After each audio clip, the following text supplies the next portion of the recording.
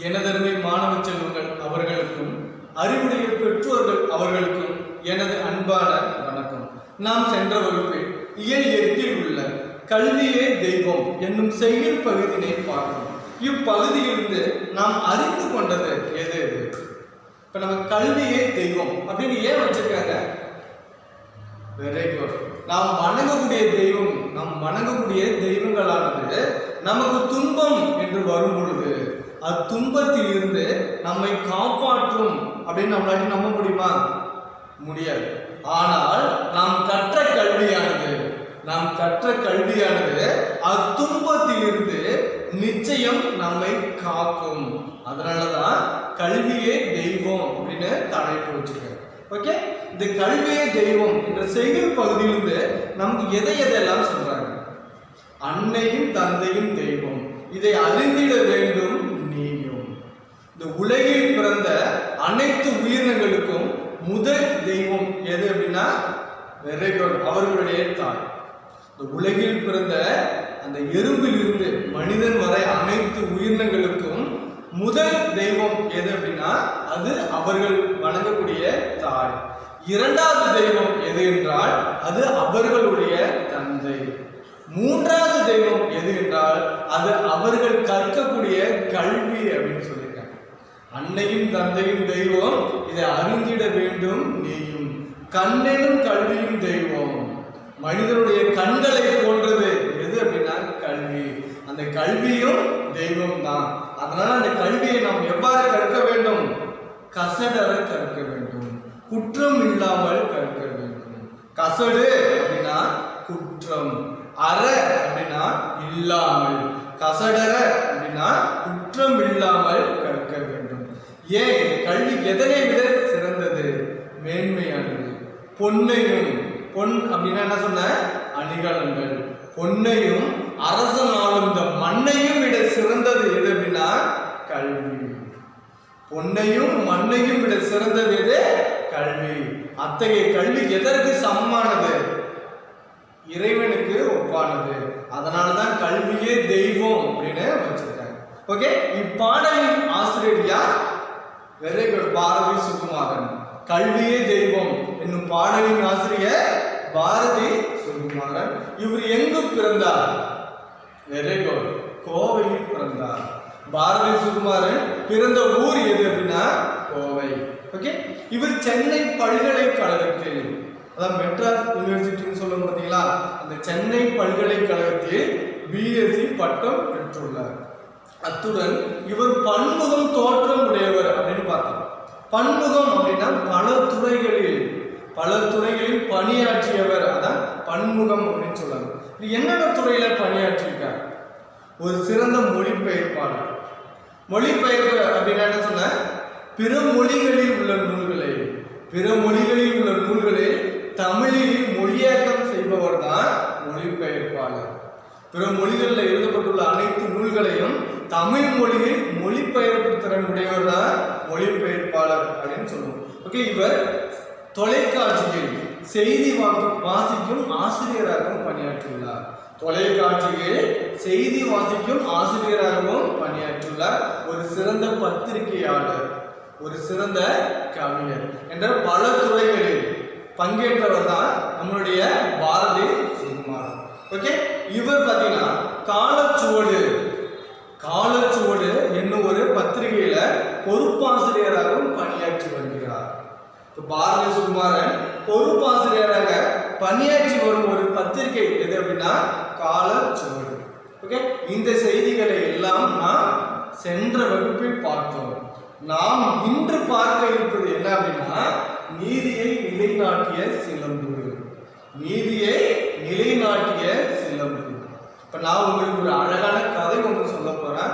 அந்த கதை சொல்வதற்கு முன்னாடி சிலப்பதிகாரம்னா என்ன, சிலப்பதிகாரத்தோட ஆசிரியர் யார், அவர்களை பற்றி பார்த்துட்டு அதற்கு அப்புறமா நான் உங்களுக்கு ஒரு கதை சொல்றேன். ஓகேவா? அதுல நீதியை நிலைநாட்டிய சிலம்பு,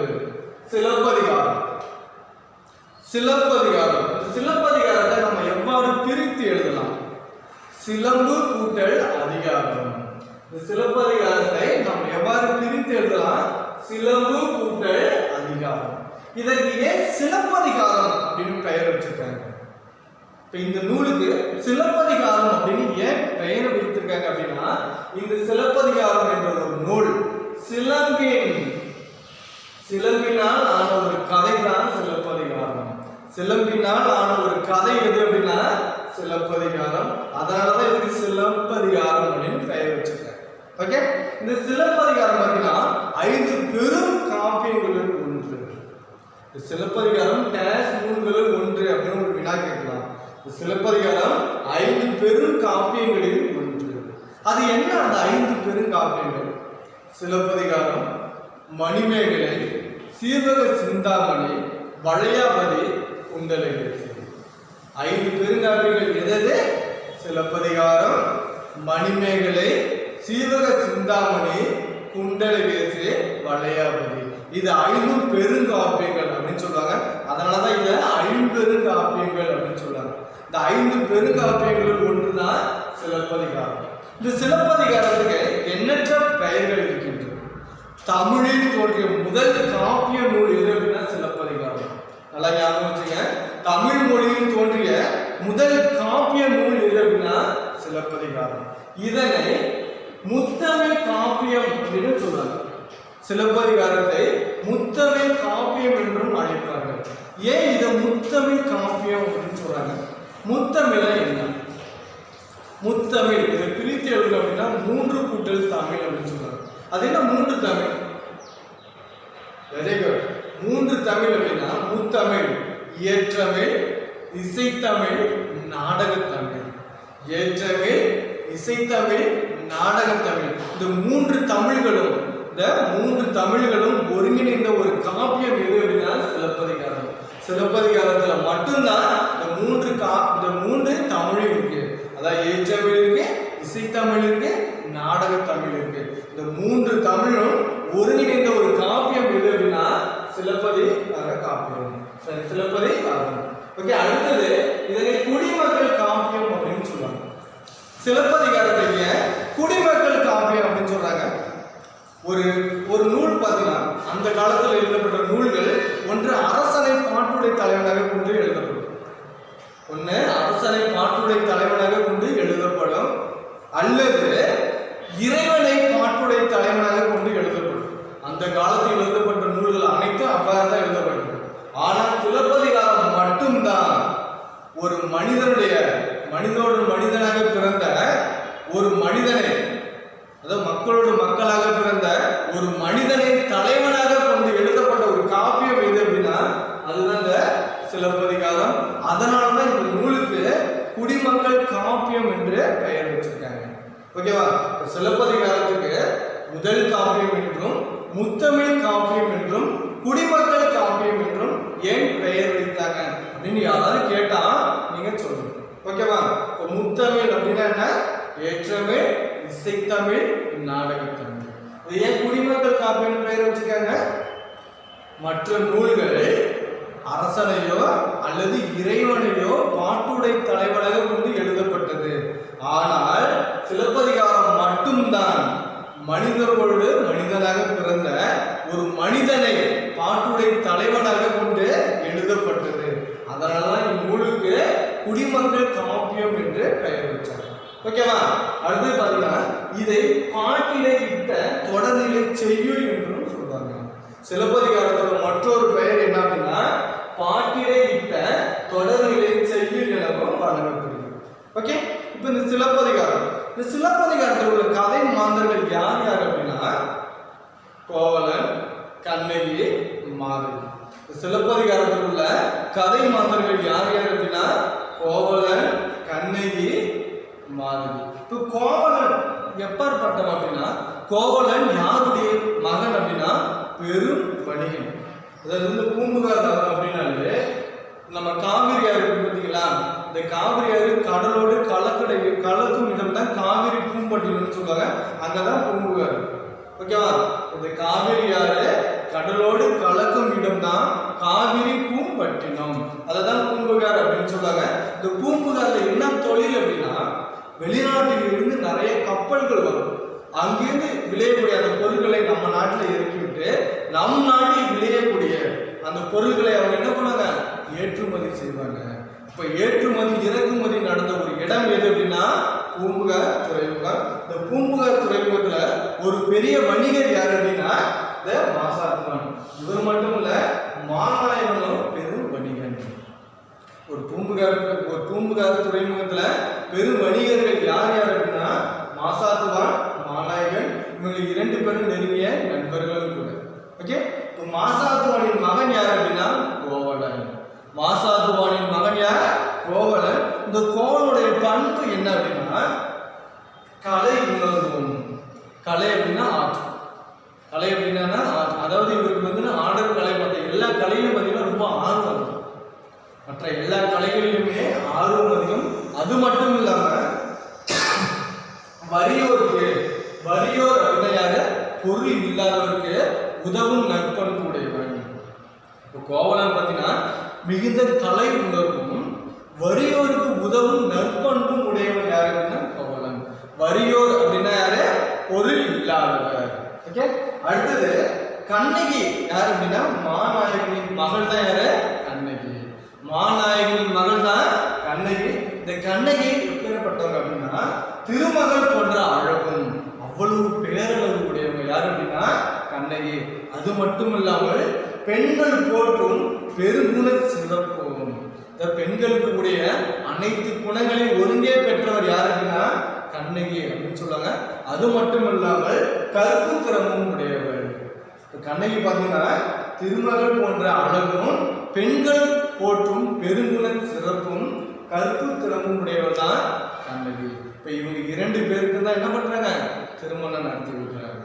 இந்த கதையை கொண்டதுதான் எது அப்படின்னா சிலப்பதிகாரம் அப்படின்னா ஒரு காப்பியம். ஓகே, நம்ம அதை பார்ப்போம். அதுக்கு முன்னாடி பார்த்தீங்கன்னா தமிழ்ல நிறைய அறிஞர்கள் இருக்காங்க. தமிழ் அறிஞர்கள் சொல்லுவாங்க. அந்த நிறைய அறிஞர்களால் ஆய்வுக்கு உட்பட்ட ஒரு நூல் எது அப்படின்னா சிலப்பதிகாரம். தமிழ் அறிஞர் பலரால் ஆய்வுக்கு உட்பட்ட ஒரு நூல் எது அப்படின்னா அது சிலப்பதிகாரம். இந்த நூல் பார்த்தீங்கன்னா 3 காண்டங்களையும், காண்டம் அப்படின்னா பெரும் பிரிவு, காதை அப்படின்னா சிறு பிரிவு. ஓகேவா, காண்டம் அப்படின்னா பெரும் பிரிவு, காதை அப்படின்னா சிறு பிரிவு. இந்த சிலப்பதிகாரம் பார்த்தீங்கன்னா 3 காண்டங்களையும் 30 காதைகளையும் உடையது. சிலப்பதிகாரம் 3 காண்டங்களையும் 30 காதைகளையும் உடையது. இந்த 3 காண்டங்கள் என்ன அப்படின்னா புகார் காண்டம், வஞ்சி காண்டம், மதுரை காண்டம். புகார் காண்டம், வஞ்சி காண்டம், மதுரை காண்டம். இதுல புகார் காண்டத்துல 10 காதைகளும், வஞ்சி காண்டத்துல 7 காதைகளும், மதுரை காண்டத்தில் 13 காதைகளும் உள்ளன. ஓகே, இப்ப சிலப்பதிகாரம் எத்தனை காண்டங்களை உடையது அப்படின்னா 3 காண்டங்களையும் 30 காதைகளையும் உடையது. ஓகே, இதுதான் சிலப்பதிகாரம். இப்ப இந்த சிலப்பதிகாரத்தையும் மணிமேகலையும் பார்த்தீங்கன்னா இரட்டை காப்பியங்கள் அப்படின்னு சொல்லுவாங்க. இப்ப இரட்டை காப்பியங்கள் என்று அழைக்கப்படும் நூல் எது அப்படின்னா சிலப்பதிகாரம், மணிமேகலை. இதனை இரண்டும் என்னன்னு சொல்லுவாங்க, இரட்டை காப்பியங்கள் அப்படின்னு சொல்லுவாங்க. ஓகே, இதுதான் சிலப்பதிகாரம். இப்ப சிலப்பதிகாரத்தை நம்ம என்னன்னு பார்த்தோம். ஓகேவா, சிலப்பதிகாரம்னா என்ன, அதுக்கு வழங்கப்படும் வேறு பெயர்கள், அதனுடைய தலைவன் தலைவி யார் அப்படின்னு நம்ம தெரிஞ்சுக்கிட்டோம். இதுக்கப்புறம் சிலப்பதிகாரம் என்னும் நூலை இயற்றியவர் பற்றி நாம் தெரிந்து கொள்வோம். இளங்கோவடிகள். இளங்கோவடிகள் யார் அப்படின்னா சேரன் செங்குட்டுவனின் தம்பி. இது நம்ம முன்னாடி பார்த்தீங்கன்னா சேர நாடு, சோழ நாடு, பாண்டிய நாடு அப்படின்னு சொல்லுவாங்க. இப்போ நம்ம இருக்கக்கூடிய இடம் பார்த்தீங்கன்னா சோழ நாடு அப்படின்னு சொல்லுவாங்க. நம்ம இந்த கேரளா பார்த்தீங்கன்னா சேர நாடு அப்படின்னு. ஏன்னா சேர நாட்டில் அதிகமாக என்ன இருந்துச்சு அப்படின்னா யானைகள் இருந்துச்சு. அதிகமாக என்ன இருந்துச்சு, யானைகள் இருந்துச்சு. அது இப்போ சேர நாடு. ஏன்னா சேர நாடு வேழம் உடைத்து அப்படின்னு சொல்லுவாங்க. சோழ நாடு சோறுடைத்து. சோழ நாட்டில் அதிகமாக என்ன விளையும் அப்படின்னா நெற்பயிர்கள் விளையும். இங்கே சோற்றுக்கே பஞ்சம் இருக்காது. அதனாலதான் சோழ நாடு சோறுடைத்து அப்படின்னு சொல்றாங்க.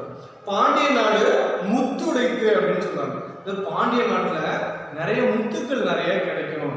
பாண்டிய நாடு முத்துடைத்து, சோழ நாடு சோறுடைத்து, சேர நாடு வேலம் உடைத்து. இந்த வேலம் அப்படின்னா யானையோட தந்தம். அப்ப யானைகள் அதிகமாக இருக்கக்கூடிய ஒரு பகுதி தான் சேரநாடு. இப்ப சேரநாடு எது அப்படின்னா கேரளா அப்படின்னு சொல்றாங்க. ஓகேவா? இப்ப இந்த இளங்கோவடிகள் பார்த்தீங்கன்னா சேரன் செங்குட்டுவனின் தம்பி. இளங்கோவடிகள் யாரு? சேரன் செங்குட்டுவனின் தம்பி. ஒரு அரசனுடைய தம்பி தான் யாரு? இளங்கோவடிகள். ஆனா இவரு இளவரசர் என்னும் பட்டத்தை விரும்பாமல் துறவரம் மேற்கொண்டவர். யாரு? இளங்கோவடிகள். இளவரசர் என்னும் பட்டத்தை ஏற்காமல் துறவரம் மேற்கொண்டவர் யார் அப்படின்னா இளங்கோவடிகள். இவர் எந்த சமயத்தை சார்ந்தவர் அப்படின்னா சமண சமயத்தை சார்ந்தவர். இளங்கோவடிகள் என்ன சமயத்தை சார்ந்தவர்? சமண சமயத்தை சார்ந்தவர். இவருடைய காலம் எது அப்படின்னா கிபி 2ஆம் நூற்றாண்டு. இளங்கோவடிகளின் காலம் கிபி 2ஆம் நூற்றாண்டு. கிபி அப்படின்னா கிறிஸ்துவர் பிறந்த பின். கிமு அப்படின்னா கிறிஸ்து பிறப்பதற்கு முன். அப்ப இவரு கிறிஸ்து பிறந்ததுக்கு பின்னாடி தான் பிறந்திருக்கார். இளங்கோவடிகளின் காலம் கிபி 2ஆம் நூற்றாண்டு. இந்த சிலப்பதிகாரம் இந்த கதை எவ்வாறு உருவானுச்சு அப்படின்னா ஒரு நாள் இளங்கோவடிகள் அவர்களும் சேரன் செங்குட்டுவன் யாரு? வெரி குட், அவருடைய அண்ணன். இவரு அவங்க அண்ணன் சீத்தலை சாத்தனார் என்னும் ஒரு பெரும் புலவர். இந்த 3 பேர் என்ன பண்றாங்க அப்படின்னா மலை வளம் காண போறாங்க. ஏன்னா இவங்க இருக்கக்கூடிய இடம் எது? சேரநாடு. சேரநாட்டுல அதிகமா என்ன இருக்கு? யானைகள் இருக்கு. யானை அதிகமா எங்க இருக்கும்? காடு அல்லது மலைப்பகுதியில் அதிகமா இருக்கும். அப்ப இவங்க யாராரு? இளங்கோவடிகள், சேரன் செங்குட்டுவன், சீத்தலை சாத்தனார். இந்த 3 பேர் என்ன பண்றாங்க? அந்த ஊரை சுத்தி வராங்க. அந்த மலைவாழம் காண அப்படியே போயிட்டு வராங்க. அவ்வாறு வரும்போது ஒரு கண்ணகி சிலை ஒண்ணு இருக்கு. ஒரு காட்டின் நடுப்புற ஒரு சிலை ஒண்ணு இருக்கு. அந்த சிலையை பார்த்துட்டு இளங்கோவடிகள் கேட்கிறாரு சீத்தலை சாத்தனார்ட்ட, ஐயா அங்க ஒரு சிலை இருக்கிறது, அது யாருடைய சிலை அப்படின்னு கேட்கிறாங்க. அதுக்கு அப்புறம் தான் சீத்தலை சாத்தனார் சொல்றாரு அது கண்ணகியின் சிலை அப்படின்னு சொல்லிட்டு அவங்களுடைய கதையை சொல்ல ஆரம்பிக்கிறாங்க. யாருடைய கதையை? கோவலனும் கண்ணகியோட கதையை சொல்ல ஆரம்பிக்கிறாரு. யாரு? சீத்தலை சாத்தனார். அவ்வாறு சொல்லதான் இளங்கோவடிகள் என்ன பண்ணாரு? சிலப்பதிகாரம் என்ற நூலை எழுதினார். சிலப்பதிகாரம் என்ற நூலை எழுதியவர் இளங்கோவடிகள். ஆனா அந்த கதையை அவருக்கு சொன்னவர் யாரு அப்படின்னா சீத்தலை சாத்தனார். ஓகே, நம்ம இப்ப என்ன பண்ண போறோம்? சிலப்பதிகாரம் எங்க தோன்றியது, பூம்புகார்ல இருந்து மதுரை வரைக்கும் நம்ம அந்த கதையை பார்க்கலாமா? ஓகே, இப்ப நான் உங்களுக்கு எல்லாம் கதை சொல்ல போறேன். நீங்க அதை நல்ல கவனமா கேட்டு உங்களுடைய குடும்ப உறுப்பினர்கள், அண்ணன், அக்கா, தம்பி, தங்கை யார் கூட வேணாலும் இதை நீங்க ஒரு கதை போலவே நடித்து நாடகமாக நடித்து மகிழலாம். ஓகேவா? எல்லாம் கதை கேட்க ரெடியா இருக்கீங்களா? 3 காண்டங்களையும் 30 காதைகளையும் உடையது அப்படின்னு நம்ம பார்த்தோமா? ஓகே, இதுல 30 காதைகளில் ஒன்றான வளப்புரை காதை என்ற ஒரு காதையை தான் நம்ம உரைநடை பகுதியாக பார்க்க போறோம். நம்ம இந்த நீதியை நிலைநாட்டிய சிலம்பு என்னும் உரைநடை பகுதியை பார்ப்பதற்கு முன்னாடியே நான் சிலப்பதிகாரம் அந்த காப்பியத்தோட கதையை நான் சுருக்கமாக சொல்றேன். புகார் நகரம், இந்த பூம்புகார் நகரம் நான் ஆல்ரெடி சொல்லியிருக்கேன். பூம்புகார் நகரம் எப்படி இருக்கும்? அதாவது பூம்புகார் நகரம் பார்த்தீங்கன்னா ஒரு பெரிய துறைமுகம். பூம்புகார் நகரம் பார்த்தீங்கன்னா ஒரு பெரிய துறைமுகம். இந்த துறைமுகத்திலிருந்து நம் நாட்டில் விளையக்கூடிய பொருட்களை வெளிநாட்டிற்கும், வெளிநாட்டில் விளையக்கூடிய பொருட்களை நம் நாட்டிலும் வாணிகம் செய்வார்கள். ஓகே, வாணிகத்தில் சிறந்து விளங்கிய ஒரு இடம் எது அப்படின்னா பூம்புகார் நகரம். இந்த பூம்புகார் நகரத்துல பெரும் வணிகர்கள் 2 பேர் இருந்தாங்க. பூம்புகார் நகரத்தில் பார்த்தீங்கன்னா பெரிய வணிகர்கள் 2 பேர் இருந்தாங்க. அதுல ஒருத்தர் பார்த்தீங்கன்னா மாசாத்துவான், மற்றொருவர் மாநாயக்கர். மாசாத்துவானின் மகன் தான் யாரு? கோவலன். மாசாத்துவானின் மகன் தான் கோவலன், மாநாயகனின் மகன் தான் கண்ணகி. இப்போ இவங்க 2 பேருக்குமே என்ன பண்றாங்க? திருமணம் நடத்தி வைக்கிறாங்க. ஓகே, கண்ணகி பார்த்தீங்கன்னா கருப்பு ஒழுக்கத்தில் சிறந்தவர். பிற ஆடவரை தலைநிமிர்ந்து பார்க்காத தன்மை உடையவர் யார் அப்படின்னா கண்ணகி. கோவலனுக்கும் கண்ணகிக்கும் பூம்புகார் நகரத்துல திருமணம் நடைபெறுது. கோவலன் பார்த்தீங்கன்னா கலை உணர்வும் வறியோருக்கு உதவும் நற்பண்பும் மிக்கவர். ஓகே, இப்போ கோவலன் பார்த்தீங்கன்னா ரொம்ப ஜாலியான டைப். கோவலன் பார்த்தீங்கன்னா ரொம்ப ஜாலியான டைப்பு. கண்ணகி பார்த்தீங்கன்னா அதுக்கு அப்படியே ஆப்போசிட் ஆகும். இப்போ கோவலன் இது வேலைக்கு போயிட்டு வீட்டுக்குள்ள வருவான், வந்து கண்ணகிட்ட சாப்பாடு இருக்கா அப்படின்னு கேட்டாதான் கண்ணகி சாப்பாடு இருக்கு, சாப்பாடு கொடுங்க அப்படின்னா தான் கண்ணகி சாப்பாடு தரும். அதாவது நம்ம என்ன கேட்டோமோ அதற்கு மட்டும்தான் ஆன்சர் வரும், அவங்களாக வந்து பேச மாட்டாங்க. அது போல ஒரு தன்மை உடையவங்க யாரு? கண்ணகி. கோவலன் முதல் நாள் வராரு, 2ஆம் நாள் வராரு, 3ஆம் நாள் வராரு, அவருக்கு போர் அடிச்சிச்சு. ஏன்னா அவர் ரொம்ப எப்படியா இருக்கும் டைப்பு, ஜாலியான டைப். உடனே அவர் என்ன பண்ணாரு, அப்ப பாத்தீங்கன்னா இந்த நாட்டிய சபா, நாடக சபா அப்படின்னு நிறைய நடைபெறும். இப்போ இவர் கோவலன் என்ன பண்றாரு, நாட்டிய சபா பார்க்க போகலாம் அப்படின்ட்டு ஒரு நாட்டிய சபா நடைபெறும் இடத்திற்கு போறாரு. அவர் அங்கு போகும்போது அங்க யார் ஆடிட்டு இருக்காங்க அப்படின்னா, ஆடல் அரசி என்று அழைக்கப்படும் மாதவி ஆடிட்டு இருக்காங்க. அவருடைய அழகில் என்ன பண்றாரு, கோவலன் மயங்கி அவங்க கூடவே என்ன பண்றாரு, போயிடுறாரு. யாரு கூட? மாதவி கூட கோவலன் போயிடுறாரு. அங்க போய் தான் வைத்திருந்த அனைத்து செல்வங்களையும் இழந்துடுறாரு. யாரு? கோவலன் தான் வைத்திருந்த அனைத்து செல்வங்களையும் இழந்துடுறாரு. திரும்ப மாதவி ஒரு இந்திர விழா நடைபெறும். பூம்புகார் நகரத்துல பாத்தீங்கன்னா இந்திர விழா அப்படின்னு ஒன்று நடைபெறும். அதுல பாடும் பாடலின் பொருளை தவறாக புரிந்து கொண்ட கோவலன் என்ன பண்றாரு, திரும்ப கண்ணகிட்டே வந்து சேர்ந்துறாரு. திரும்ப கண்ணகியோட வந்து சேர்ந்துறாரு. கண்ணகியுடன் சேர்ந்து வாழும் புகார் நகரத்துல பெரிய செல்வந்தராக வாழ்ந்தாரு. யாரு? கண்ணகியும் கோவலனும் பெரிய செல்வந்தராக பூம்புகார் நகரத்துல வாழ்ந்தாங்க. செல்வத்தை இழந்து விட்டு நம்ம அந்த இடத்துல ஒரு பிச்சைக்காரனாக வாழ முடியுமா? முடியாது. அதனால அவங்க என்ன பண்றாங்க, மதுரையை நோக்கி புறப்படுறாங்க. அவ்வாறு கோவலனும் கண்ணகியும் மதுரையை நோக்கி புறப்பட்டு போகும்போது அவர்களுக்கு வழி துணையாக யார் வராங்க அப்படின்னா, கவுந்தி அடிகள் என்னும் சமண துறவி வராங்க. கோவலனையும் கண்ணகியும் கவுந்தி அடிகள் என்னும் ஒரு சமண துறவியை அழைத்துட்டு போறாரு. போய் அந்த மதுரையில போய் என்ன பண்றாரு, மாதரி என்னும் ஒரு இடைக்குள்ள மூதாட்டி ஒரு பெண்ணிடம் கோவலனையும் கண்ணகியையும் கவுந்தி அடிகள் ஒப்படைத்துட்டு அவர் திரும்ப பூம்புகார் நகருக்கு வந்தார். ஓகே, இப்ப அந்த வயதான பாட்டி தானே மாதரி என்பது ஒரு வயதான பாட்டி. அவங்கள்ட்ட உணவு வேணும்ல, போதுமான செல்வங்கள் இல்லை. அதனால கண்ணகி என்ன பண்றாங்க, தன் காலில் அணிந்திருந்த அந்த கார் சிலம்பு இருக்குல்ல, அந்த கார் சிலம்பை ஒன்றில் கோவலன் கொடுத்து, இதை போய் நீங்க விற்று பணம் கொண்டு வாங்க, அதை வைத்து நாம் வாழ்க்கை நடத்தலாம் அப்படின்னு சொல்றாங்க. கோவலன் என்ன பண்றாரு, அந்த சிலம்பை வாங்கிட்டு போறாரு. அவர் சிலம்பை வாங்கிட்டு எங்க போறாரு, அந்த மதுரை மாநகர்ல கடைத்தெருவுல விற்கிறதுக்காக போறாரு. ஓகேவா, அது விற்கிறதுக்காக போறாங்க. இந்த கதை அப்படியே நிறுத்துங்க. இந்த நேரத்துல பாண்டி மாதேவியின் சிலம்பு, அதாவது அரச மதுரை இருக்குங்களா, அந்த மதுரையில ஆட்சி புரியும் அந்த அரசன் யாரு அப்படின்னா பாண்டியன் நெடுஞ்செழியன். அவங்களோட அரசியாரோட அந்த காசு வந்து காணாம போயிடுச்சு. அதை ஒரு பொற்கோளம் என்ன பண்றான், திருடிட்டான்.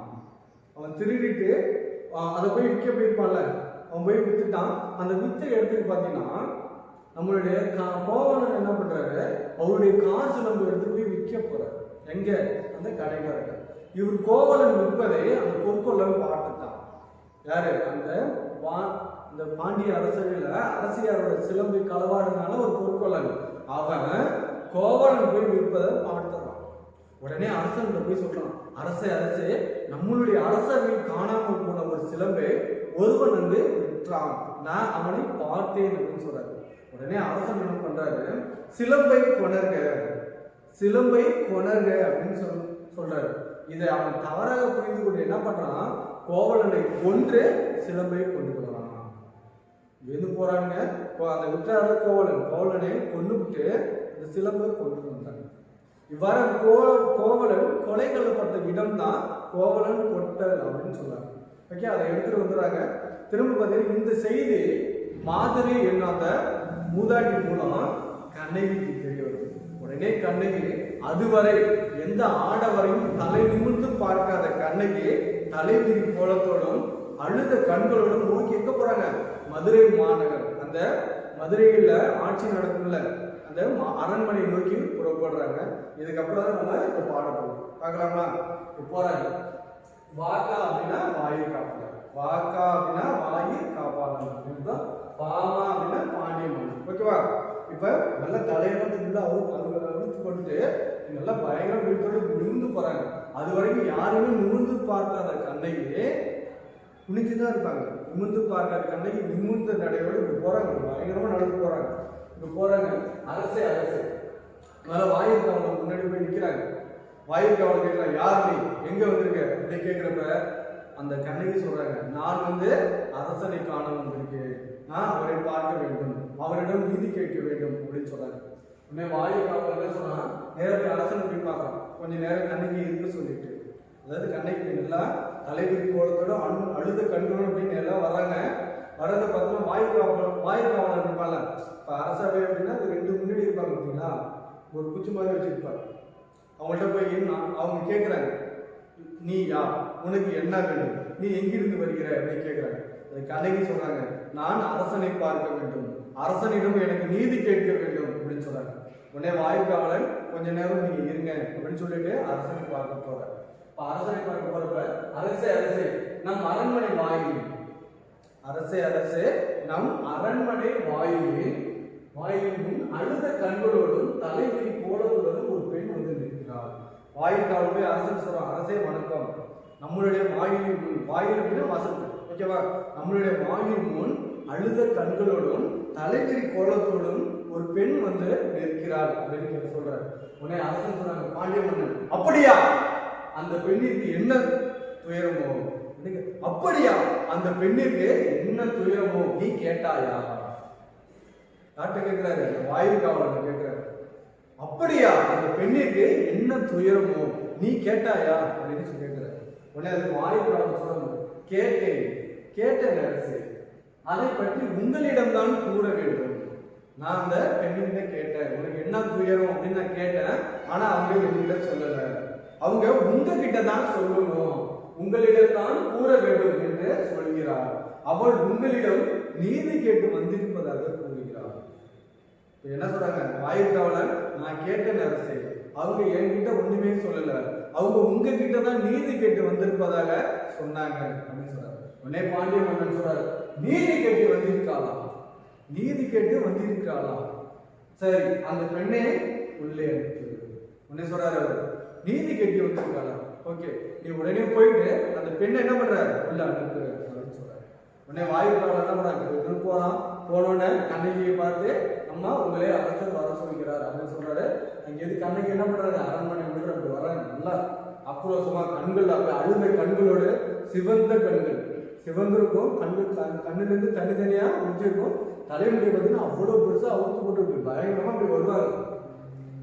அரசர் கேட்கலாம், இளங்கொடி போன்ற பெண்ணே, இளங்கொடி போன்ற பெண்ணே, கொடி அப்படின்னா ரொம்ப மென்மையா இருக்கு, கொடி பார்த்தீங்கன்னா ரொம்ப மெல்லிய தான் கொடின்னு சொல்றாங்க. இப்ப கண்ணகி எப்படி இருக்கா, மெல்லிய தோட்டத்தில் காணப்படுகிறாள் அப்படின்னு சொல்றாங்க. இளங்கொடி போன்ற பெண்ணே, அழுத கண்களுடன் எம்மை காண வந்ததன் காரணம் என்ன, இளமையான கொடி போன்ற பெண்ணே, அழுத கண்களுடன் எம்மை காண வந்த காரணம் என்ன, நீ யார், உனக்கு என்ன வேண்டும் அப்படின்னு கேட்கிறாரு. பாண்டிய மன்னன் என்ன கேட்கிறாரு, அழுத கண்களுடன் எம்மை நாடி வந்திருக்கிறாரு, நீ யார், உனக்கு என்ன வேண்டும் அப்படின்னு கேட்கிறாரு. உன்னை கண்ணகி சொல்ல ஆரம்பிக்கிறாங்க, ஆராயாமல் நீதி வழங்கிய மன்னனே, ஆராயாமல் நீதி வழங்கிய மன்னனே, என்னை யார் என்றால் கேட்கிறார், சொல்கிறேன். அது ஆராயாமல், ஏன்னா பாண்டிய மன்னன் பார்த்தீங்கன்னா ஆராயவே இல்லை, பொற்கொள்ளான்னு சொன்னா அவன் தாங்க நகையை திரும்பி அந்த காசுல விற்றான் அப்படின்னு சொன்னாரு. உடனே அரசன் என்ன பண்ணாரு, அவனை அழைத்து வா, அவனை அழைத்து வந்து நம்ம என்ன பண்ணணும் கேட்கணும், நீ திருடினியா, இது யாருடைய சிலம்பு அப்படின்னு நம்ம கேட்கணும். ஆனா அரசன் அதெல்லாம் கேட்கல, என்ன பண்ணாரு, கொண்டுட்டாங்க. அதான் சொன்னாங்க, ஆராயாமல் நீதி வழங்கிய அரசனே, என்னையா யார் என்று கேட்கிறாய், சொல்கிறேன் கேள். புறாவிற்காக தன் இன்னுரை தந்த சிபி மன்னன், நான் இந்த கதை முன்னாடியே சொல்லியிருக்கேன். அதாவது சிபி மன்னன் இவர் பார்த்தீங்கன்னா பூம்புகார் நகரத்தில் வாழ்ந்துள்ளவர். தன்னுடைய அரண்மனை வாயில் வந்து அரண்மனை சுற்றி பார்த்தீங்கன்னா தோட்டங்கள் நிறையா இருக்கும், அந்த பூக்கள்லாம் நிறையா இருக்கும். அதை என்ன பண்ணுறாரு, சுற்றி வரும்போது தூரத்தில் ஒரு பறவை ஒன்று அழகாக பறந்துட்டு இருக்கு, ஒரு புறா ஒன்று அழகாக பறந்து கொண்டே இருக்குது. இவர் அதனுடைய அழகை ரசித்து கொண்டே வர்றாரு. அவ்வாறு ஒரு தூரத்திலிருந்து ஒரு அம்பு வந்து அந்த பறவை மீது பட்டு பறவை கீழே இருந்தது. உடனே இங்கிருந்து ஓடி போய் அவர் என்ன பண்றது, அந்த பறவையை எடுத்து அந்த அம்பை புடுங்கிட்டு அதற்கு தேவையான மருத்துவ உதவிகள் செய்யறாரு. உடனே அங்கேருந்து யார் வரா, ஒரு வேடவன் அங்கேருந்து வந்து பார்க்கறான், இவருடைய கையில் அந்த புறா இருக்கு. ஐயோ அந்த புறா என்னுடையது, எனக்கு கொடுங்க அப்படின்னு அந்த வேடவன் கேட்கிறாரு.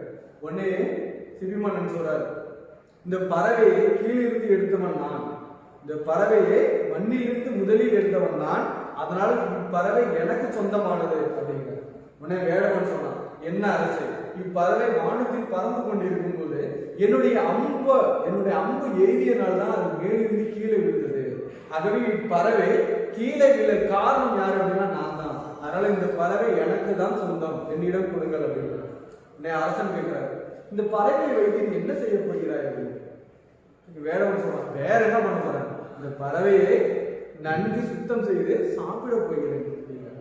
அப்ப இந்த பறவையிலிருந்து உனக்கு என்ன கிடைக்க போகுது, மாமிசம். அந்த கறியை நான் தருகிறேன், அந்த கறியை நான் தருகிறேன், நீ இந்த பறவையை விட்டுவிடு அப்படிங்கிறார். உடனே அந்த வேடவன் யோசிக்கிறோம், இப்படியா இருந்தாலும் நமக்கு கறி தானே வேணும், நமக்கு மாமிசம் தானே வேணும், அது யார் கொடுத்தாங்க, ஓகே நீங்க கொடுங்க அப்படிங்கிறார். உடனே அவர் என்ன பண்றாரு, ஒரு தராசு எடுக்கிறாரு. தராசுல ஒரு பக்கம் அந்த பறவையையும் இன்னொரு பக்கத்துல அவருடைய கை சதையை அறுத்து வைக்கிறார். இப்படி தராசு பார்த்துருக்கீங்களா, தராசுல இந்த இடத்துல ஒரு பறவையையும் இந்த இடத்துல அவருடைய கையில உள்ள சதையை அறுத்து வைக்கிறாரு. பறவை கீழே தான் இருக்கு, சதை மேலதான் இருக்கு. அதுக்கப்புறம் என்ன பண்றாரு, தன்னுடைய தொடை பார்த்தீங்களா, தொடையில தான் அதிக சதை உள்ளது அப்படின்னு சொல்லுவாங்க. தன்னுடைய தொடையிலிருந்து சதையை அறுத்து வைக்கிறாரு. அப்பயும் அந்த சதை மேலதான் இருக்கு, புறாக்கில தான் இருக்கு. என்னடாது அப்படின்ட்டு வாக்கு கொடுத்துட்டோம்ல, தான் கொடுத்த வாக்கை காப்பாற்ற வேண்டும் என்பதற்காக அவர் திரும்ப என்ன பண்றாரு அப்படின்னா, அந்த தெராசின் மறுமுனையில் ஏறி நிற்கிறார், ஏறி உட்கார்ந்து இருக்காரு. அப்பொழுதுதான் புறாவோட வெயிட்டும் அவருடைய வெயிட்டும் சமநிலையில இருக்கு. புறாவோட வெயிட்டும் அவருடைய எடையும் சமநிலையில இருக்கு. உடனே அதுக்கப்புறம் தான் வேடவெல்லாம் வந்தவர் என்ன சொல்றாரு, சிவபெருமானாக மாறி நான் உன்னுடைய கொடைத்தன்மையை பார்க்க தான் இவ்வாறு செய்தேன் அப்படின்ட்டு அவர் சொல்லிட்டு போறாரு. அதனால்தான் புறாவிற்காக தன் என் உயிரையே தந்தவன் யார் அப்படின்னா சிவி மன்னன். அது மட்டும் இல்லாமல் மனுநீதி சோழன், அந்த கதையை நான் உங்களுக்கு சொல்லியிருக்கேன், ஞாபகம் இருக்குங்களா? பசுவின் துயர். இப்பெல்லாம் பசுவை பார்த்தீங்கன்னா அப்பெல்லாம் தெய்வமாக வணங்கினாங்க. பசுவோட கன்றை மன்னனுக்கு தெரியாம தான் அவர் கொண்டிருப்பார். இருந்தாலும் பசுவின் துயரை போக்குவதற்காக தான் பெற்ற மகனையே தேர் சக்கரத்தில் விட்டு கொன்றவன் யார் அப்படின்னா மனுநீதி சோழன். இவர்களை பற்றி அறிவாயா அப்படின்னு கேட்கிறாரு. யாரு கேட்கிறா? கண்ணகி கேட்கிறாங்க. அதாவது பசுவின் துயரை போக்க தன் மகனை தேர்காலில் விட்ட மனுநீதி சோழனும் புறாவிற்காக தன் இன்னுயிரையே தந்த சிபி மன்னனை பற்றி உமக்கு தெரியுமா, நீ அவர்களை பற்றி அறிந்திருக்கிறாயா அப்படின்னு கேட்கிறார். உடனே பாண்டிய மன்னன் சொல்றார், பெண்ணே, நான் கேட்ட வினாவுக்கு நீ இன்னும் விடை கூறவில்லை, நான் கேட்ட வினாவிற்கு நீ இன்னும் விடை கூறவில்லை, அதை விட்டு விட்டு நீ வேறு எதையோ கூறுகிறாயே அப்படின்னு நக்கலா பாண்டிய மன்னன் கேட்கிறார். தெரியாத மன்னனே, என் நிலை அறியாமல் தானே இப்படி பேசுகிறார். நான் இதுவரை கூடிய பெருமை மிக்க சோழ மன்னர்கள் வாழ்ந்த புகார் நகரமே யான் பிறந்த ஊர் அப்படிங்கிறார். அதாவது என்னுடைய நிலை தெரியாமல் நீ பேசுகிறாய். நான் இதுவரை கூடிய சிபி மன்னனும் மனுநீதி சோழனும் வாழ்ந்த புகார் நகரமே யான் பிறந்த ஊர். அவ்வூரில் பிழை இல்லாத, அதாவது எந்தவித குற்றமும் இல்லாமல் வாழ்ந்து வந்த மாசாத்துவன் மகனாகிய கோவலனின் மனைவிதான் நான், என் பெயர் கண்ணகி அப்படின்னு சொல்றாங்க. பாண்டிய மன்னன் சொல்கிறார், ஓ இப்போது புரிகிறது, அந்த கோவலனின் மனைவியா நீ அப்படிங்கிறார். அதாவது ஒரு ஏளனமா இருக்கிறாரு. ஓ இப்போது புரிகிறது, அந்த கோவலனின் மனைவியா நீ அப்படிங்கிறார். உடனே கண்ணகிக்கு பயங்கர கோவம் வந்துச்சு. போதும் அண்ணா, என் கணவனை இகழ்வதற்கு உனக்கு என்ன தகுதி இருக்கிறது? போதும் அண்ணா, என் கணவனை இகழ்வதற்கு உனக்கு என்ன தகுதி இருக்கிறது அப்படின்னு பயங்கர ஆக்ரோஷத்தோட கேட்கிறாங்க. இருக்கிறது. ஊழ்வினை பயனால் உன் ஊருக்கு வந்து என் காசு நம்மை விற்க வந்த என் கணவனை அநியாயமாக கொன்று விட்டாயே, நீ செய்தது தடுப்போம்.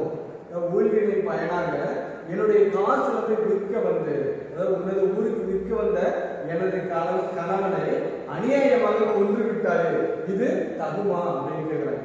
உடனே பாண்டிய மன்னன் சொல்றாரு, பெண்ணே போதும் நிறுத்து, பெண்ணே போதும் நிறுத்து. ஏன்னா அவ்வளவு அரசர்களை வேகமா பேசினா அரசனுக்கு கோபம் வரும்ல. அரசன் சொல்றாரு, பெண்ணே போதும் நிறுத்து, கல்வனை கொள்வது கொடுங்கோல் என்று. கல்வனையாக திருடன், கல்வனை கொள்வது கொடுங்கோல் என்று, அது அரச நீதி, இதை உனக்கு தெரியாதா அப்படிங்கிற. கண்ணகி கேட்டோட பயங்கர கோபமாயிட்டார் அரசன். அரசன் என்ன சொல்றாரு, பெண்ணே போதும் நிறுத்து, கல்வனை கொள்வது கொடுங்கோலன் என்று, அது அரச நீதி, இதை உமக்கு தெரியாதா அப்படிங்கிற உன்னை கண்ணகி சொல்றாங்க. அறநெறி தவறிய மன்னனே, அறநெறி தவறிய மன்னனே, தவறிழைத்தவர்களை தண்டித்தல் அரச நீதி. தவறு செய்தவங்க, தப்பு செஞ்சவங்களை தண்டிப்பதுதான் அரச நீதி. நான் அறிவேன், தவறு வைத்தவர்களை தண்டிப்பதுதான் அரச நீதி என்பதை நான் அறிவேன். நீ கூறுவது போல என் கணவன் கல்வன் அல்ல, நீ கூறுவது போல என்னுடைய கணவன் திருடன் அல்ல, அவனிடம் இருந்த சிலம்பும் அரசுக்குரிய சிலம்பும் அல்ல. நீ கூறுவது போல என்னுடைய கணவன் திருடன் அல்ல, கல்வன் அல்ல, அவன் வைத்திருந்த சிலம்பும் உங்களுடைய அரசுக்குரிய சிலம்பும் அல்ல, அது என்னுடைய சிலம்பு, அது எனது சிலம்பான மாணிக்க பற்களால் ஆனது அப்படின்னு சொல்றாங்க. அரசர் சொல்கிறார், பெண்ணே நீ சொல்வது உண்மைதானா, பெண்ணே நீ சொல்வது உண்மைதானா, உண்மையாகி அரசுக்குரிய சிலம்பின் பரல் முத்துக்களால் ஆனது. கண்ணகி என்ன சொன்னாங்க, என்னுடைய கார் சிலம்பின் பரல் மாணிக்கத்தால் ஆனது அப்படின்னு சொன்னாங்க. உடனே அரசன் என்ன சொல்றாரு, நீ சொல்வது உண்மைதானா, நீ சொல்வது உண்மையாகி அரசிக்குரிய சிலம்பு, எனது அரசிக்குரிய சிலம்பு முத்துக்களால் ஆனது அப்படின்னு சொல்றாரு. உடனே ஆண்டோர் நிறைந்த அவையில யாருங்க அச்சிலம்பினை கொண்டு வருகிறேன். இந்த ஆண்டோர் சான்றோர் நிறைந்த அவையில இப்ப நான் உண்மையை நிரூபிக்கிறேன், கல்வன் யார் என்று அப்படின்னு சொல்லிட்டு உன்னை கூப்பிடுற யாருங்க அப்படிங்கிறாரு. இங்க இருந்து ஒரு காவலர் வராரு, சொல்லுங்க அரசே அப்படிங்கிறாரு. அந்த கல்வனிடம் இருந்து, அந்த கோவலனிடமிருந்து கைப்பற்றிய சிலம்பை கொண்டு வாங்க அப்படின்னு சொல்றாரு. உடனே அந்த காவலர் என்ன பண்றாரு, எது போறாங்க, போயிட்டு அந்த சிலம்பை கொண்டு வந்து அரசன் கொடுக்குறாங்க. அரசன் என்ன பண்றாரு, அதை கண்ணகிட்ட கொடுக்குறாரு. அரசன் என்ன பண்றாரு, அச்சிலம்பை கண்ணகிடம் ஒப்படைக்கிறார். பெண்ணே இதோ உன் கணவனிடமிருந்து கைப்பற்றிய சிலம்பு, பெண்ணே இதோ உன் கணவனிடமிருந்து கைப்பற்றிய சிலம்பு அப்படின்னு கொடுக்குறாங்க. உடனே கண்ணகி என்ன பண்றாங்க, நீதி தவறாதவன் என்று உன்னை கூறிக்கொள்ளும் மன்னனை, இதுவரைக்கும் நீதி தவறாமல் ஆட்சி செய்த அரசன் அப்படின்னு உன்னை நீனே கூறிக்கொள்ளும் அரசனே, ஒரு தவறும் செய்யாத என் கணவனை கொன்றது உன் அறநெறிக்கு இருக்கு. அதான் இதுவரைக்கும் நீ வந்து எந்தவித தவறான தீர்ப்புகளும் சொல்லல அப்படின்னு சொல்ற, ஆனால் என் கணவனுக்கு நீ கொடுத்த தீர்ப்பு தவறானது, என் கணவனுக்கு நீ கொடுத்த தீர்ப்பு தவறானது, ஏன்னா என் கணவன் கல்வன் அல்ல அப்படின்னு சொல்றாங்க. அதை நான் இதோ மெய்ப்பிக்கிறேன் அப்படின்ட்டு சொல்லிட்டு இந்த கார் சிலம்பு இருக்கு பார்த்தீங்களா, இந்த கார் சிலம்பு ஒற்றியாடி அடிக்கிறாங்க. கார் சிலம்பு கண்ணகி என்ன பண்றாங்க, ஒற்றியாடி அடிக்கிறாங்க. அடிச்ச உடனே அது உள்ள மாணிக்க பரல்லாம் இருக்குல்ல, இந்த மாணிக்க பரல்லாம் ஒண்ணு ஒண்ணு அப்படியே தெரிஞ்சு போகுது. அதுல ஒரு மாணிக்க பரல் இந்த பாண்டிய நெடுஞ்செழியன் மன்னர்கள் இல்லையா, இந்த மன்னனோட அந்த உதட்டுல பட்டுருக்கு. இந்த உதட்டுல பட்டுட்டு அவர் உடனே அதை எடுத்து பார்க்கறாரு, மாணிக்கமாச்சு. அதை எடுத்து பார்க்கறாரு, அது என்ன இருக்கு, மாணிக்கமா இருக்கு. உடனே அவர் சொல்றாரு, தவறு இழைத்து விட்டனே, தவறு இழைத்து விட்டனே, பிறர் சொல் கேட்டு பெரும் பிழை செய்தேனே. அதாவது அடுத்தவங்க சொல்றதை கேட்டுட்டு நான் பெரும் பிழை செய்தேனே. யானே கல்வன், ஞான அரசன். அதாவது என்ன சொல்றாரு அப்படின்னா, யானோ அரசன், யானே கல்வன், நான் அரசன் இல்ல, நான் தான் திருடன், என தவறான ஒரு தீர்ப்பை கொடுத்தது நான் தான், அதனால உன் கணவன் திருடன் அல்ல, நான் தான் திருடன் அப்படிங்கிறார். அதான் யானோ அரசன், யானே கல்வன், இதுவரை என் குலத்தில், இதுவரை என் குலம் அப்படின்னா இதுக்கு முன்னாடி ஆட்சி செய்தவங்க அவங்கெல்லாம், இதுவரை என் குலத்தில் எவரும் செய்யாத பழி சொல்லுக்கு ஆளாகிவிட்டன, இதுவரை என்னுடைய தலைமுறைகள் உள்ள அனைத்து அரசர்களும் செய்யாத ஒரு பழி சொல்லுக்கு நான் ஆளாகிவிட்டேன். இனிமேலும் நான் உயிரோடு இருப்போமா, இனிமேலும் நான் உயிரோடு இருக்கக்கூடாது அப்படின்னு சொல்றேன். சொல்லிட்டு இனி எதுக்கு எனக்கு இந்த வெண்பொற்ற கூடை, இந்த தலையில ஒரு கிரீடம் வச்சிருப்பாங்க பார்த்தீங்களா, இந்த மணிமுடி, இதெல்லாம் எனக்கு எதுக்கு, இனிமேல் இந்த உடம்புல உயிர் தான் எதற்கு அப்படின்னு சொல்லிட்டு அந்த அரசவை பார்த்தீங்களா, அரசன் உட்கார்ந்துருப்பாங்கல்ல, அந்த இடத்துல இருந்து அப்படியே கீழே விழுந்து என்ன பண்ணாரு, அப்படியே மூச்சு அடக்கி இறந்து போயிடுறாரு. அருகில் இருந்த அவங்க மனைவி இதை பார்த்துட்டு, ஐயோ என் கணவன் இறந்து விட்டாரு, நான் யார் பக்கம் பேசுவது என்று தெரியாமல் அந்த கோப்பெருந்தேவி என்ன பண்றாங்க, அவங்களுடைய கணவன் மீது விழுந்து உயிர் விட்டுறாங்க. உடனே கண்ணகி என்ன பண்றாங்க, பயங்கர சிரிப்பு சத்தத்தோட அந்த மதுரையே ஃபுல்லா என்ன பண்றாங்க, எரிச்சிடுறாங்க. அந்த மதுரையை ஃபுல்லாவே எரித்து விடுகிறாங்க. ஓகே, இதுதான் சிலப்பதிகார கதைன்னு சொல்லுவோம். பாத்தீங்களா, இப்ப நான் உங்களுக்கு இன்னைக்கு என்னன்னு சொல்லியிருக்கேன், சிலப்பதிகாரம்னா என்ன? சிலப்பதிகாரத்தோட ஆசிரியர் சொல்லியிருக்கேன். இந்த சிலப்பதிகாரம் கதை சுருக்கத்தை சொல்லியிருக்கேனா? இப்போ இந்த வளப்புரை காதை பற்றி நான் உங்கள்கிட்ட சொல்லியிருக்கேன். ஓகே, இந்த பகுதி உங்களுக்கு நல்ல தெளிவாக புரிஞ்சிருக்கும் அப்படின்னா நான் நம்புறேன். நீங்க என்ன பண்றீங்க அப்படின்னா, உங்களுடைய அண்ணன், அக்கா, தம்பி, தங்கை யாரு இருந்தாலும் அவர்களை கூப்பிட்டு நீங்க ஒரு நாடகம் போல நடித்து மகிழ வேண்டும். ஏன்னா இது பார்த்தீங்கன்னா முழுக்க ஒரு நாடகம். இதை நீங்க நாடகம் போல நடித்து மகிழ வேண்டும். அதை முடிஞ்ச ஒரு வீடியோ எடுத்து எனக்கு அனுப்புமாறு அன்புடன் கேட்டுக்கொள்கிறேன். மேலும் இப்பாடப்பகுதியில் உள்ள ஒரு மதிப்பெண் வினாவிற்கான விடையினை உங்களுடைய ஹஸ்டபிள் நோட்டிலும், குறு வினாவிற்கான விடையினை உங்களுடைய சீர்கட் நோட்டிலும் எழுதுமாறு அன்புடன் கேட்டுக்கொள்கிறேன். நன்றி, வணக்கம்.